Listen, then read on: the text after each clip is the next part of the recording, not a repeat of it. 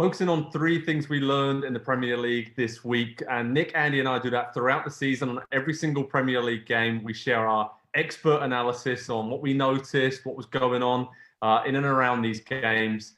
And yeah, it was interesting for me to be at St Mary's to see Southampton go 2-0 up, undeservedly so. Did not play well at all in the first half against Man United, but somehow they led 2-0. I left my seat at halftime. I saw a backroom member of Southampton staff and said, what do you think about that then? They said, I don't like the way this is heading. And they were spot on because Edinson Cavani came on, took an age to put his boots on, changed his boots, took a bracelet off, was chatting around and, you know, really taking his time. But when he did come on the pitch, he was brilliant and totally changed this game. I mean, Al Matador, he's brilliant. Obviously, we know as the central striker, but he was just all over the place, brought a totally different energy to this team. And I want to share what I heard because when it was 2-1, United had already kind of turning the screw there. And Solskjaer, he gets a lot of stick, but he was trying to get Cavani's attention. You shouting, Eddie, Eddie. And then in the end, he couldn't hear him, but he said to Nemanja Matic, tell Edinson to stay central. Stop going wide, stay central, and we'll get the ball to him. What did he do? He equalised by staying central, and then he did exactly the same in the 93rd minute to win it. So Cavani knows how to play as a central striker. Solskjaer was a great striker in his days, but that was really interesting for me to be that close, 10, 15 yards away from the United bench, and to hear those small kind of details during a game. That really changes things. I think it kind of, Cavani may have known that, but just hearing that from the sidelines could have changed his mind on how to get in those gaps and inside the Southampton defence. So for me, I learned that Cavani is a genius in the box, and Solskjaer still is as well, and hasn't lost that knack, even though he hasn't played for a long time. So that's what I learned this weekend. Nick Medola, what did you learn? Yeah, perfect timing from Ole because Cavani's assist came from wide. So you had that going for him. I want to piggyback on your Cavani point because Solskjaer talked about Sir Alex saying that space in the box was a striker's best friend. Pep Guardiola said after City beat Olympiacos 1-0 but had a ton of chances that City would break everything eventually when they put it all together. And I think that might have been a language thing, but 5-0 over Burnley later, wow. And I want you to think about, as we imagine this team with Sergio Aguero back in it eventually, think about Mahrez's goals, as pretty as they were. Back post ×3, none too far from the 6-yard box, only one requiring some real dribble work. And there were 4 games this weekend in which expected goals difference was larger than City's 1.74. Brighton, Man United, Villa, and Leeds all were expected to win by more than City did. But City had that finish. So they didn't even manufacture as many chances as usual. So let's remember that as Sergio Aguero comes back. And as Andy mentioned, a game in hand away, if that's a win, from being 3 points off the top of the table for City. Andy, what about you? What did you learn?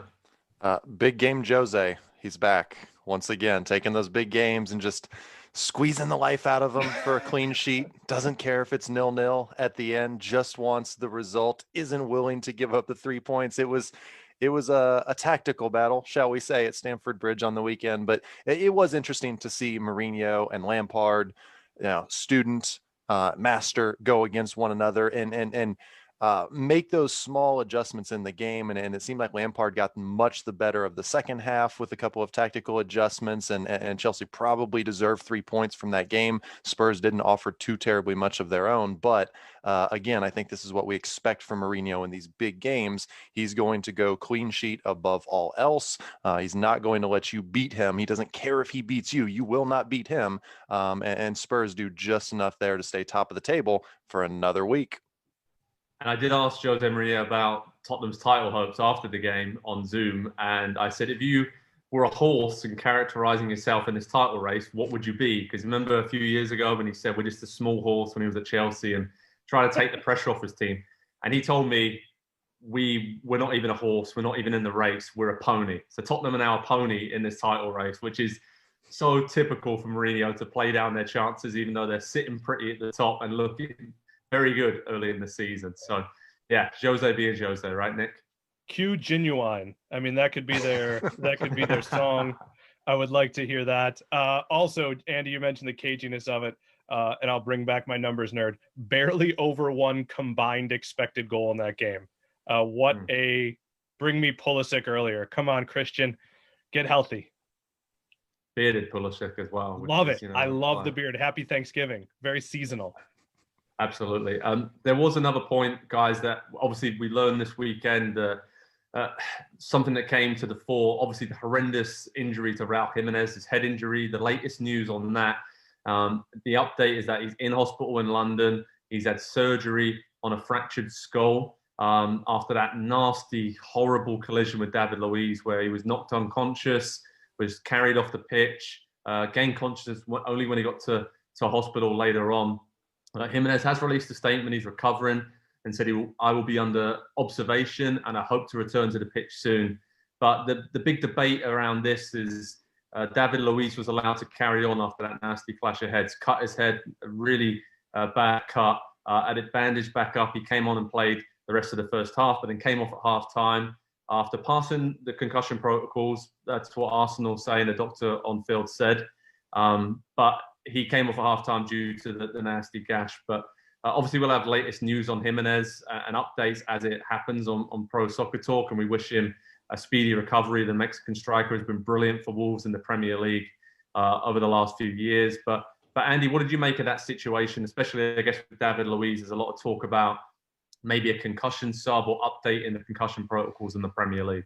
Yeah, it's a really difficult one to try and cover all the points in situations like this, because at the end of the day, the only thing that anybody is caring about is about the well-being of the players on the field. And it is very difficult to immediately diagnose. There is no definitive test for concussion. And so it very much is in the medical professionals' hands. And so you have to trust them, but they have the motivation of, we need to win this game, and having to sub off your starting center back after 5 minutes puts you at a disadvantage to do that. So there's a lot of different motivations going on here. And so you just hope that, again, above all else and at all times, that player safety is the number one priority, and that they did do right by David Luiz, and that it was just a cut that was difficult to close up because it was very large on top of his forehead, right where his hairline starts, and there was no concussion. You hope, because those lingering effects, we've seen what they can do to some very, very great players around the world.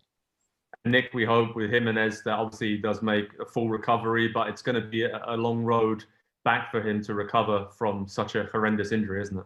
Yeah, it's always stomach churning for me, because people of our generation, guys, a bit older, we did not have the head, for lack of a better term, the knowledge and the wisdom of treating head injuries. In the 90s, when I was playing hockey and soccer in high school, it was, you got your bell rung, and when you felt better, you went back in. And I can remember finally seeing a head specialist at one point after a particularly bad injury, and them telling me to take a year off. And I think it's really easy to remember. If anybody's been around footballers of either sport who played in the 70s and the 80s when head protection wasn't that good, a lot of them aren't in great shape. And so let's not forget that the brain is the nerve center of our bodies. And, you can have a fully functioning everything else, and you're nothing without your brain. So when I saw Raul tweet, his statement that he'll be back on the pitch soon, my thought was, man, I hope so, one, but also I hope you take your time, because there are so many more important things than that. And definitely with Jimenez, obviously he's a player so good in the air, uses that part of his body a lot to be so effective. So you really just hope that, he can recover, like you said, Nick, take his time and come back even better and even in a better position. So our best wishes go out to Raul Jimenez, and at Pro Soccer Talk and NBCSports.com, we'll keep you updated with his condition and all the statements from both him and Wolves as they come through. Hi there, I'm Rebecca Lowe. Make sure you subscribe to watch highlights all season long, and always join us every weekend at 7 a.m. on NBCSN for Premier League mornings. Plus, make sure you subscribe to Peacock Premium as well, where you can watch exclusively live 175 games and same-day on-demand replays of all 380 Premier League matches as well.